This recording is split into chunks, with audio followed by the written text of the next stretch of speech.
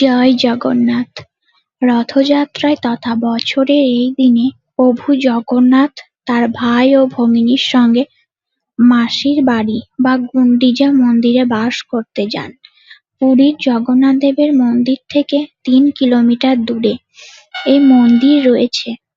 সেখানে ৮ দিন কাটানোর পরে মূল মন্দিরে ফিরে আসেন তারা। প্রচলিত বিশ্বাস অনুসারে রথের রশি স্পর্শ করলে পূর্ণ জন্ম হয় না। এছাড়া মনে করা হয় জগন্নাথ দেবের রথ টানতে পারলে অশ্বমেধ যজ্ঞের ফললাভ হয়।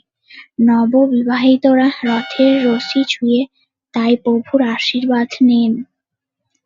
জগন্নাথ প্রতি বছর নবরথে উঠে, নব মানে নতুন, আবার নব মানে নববিধা ভক্তি, মানে ভক্তির রথে জগন্নাথ ওঠে।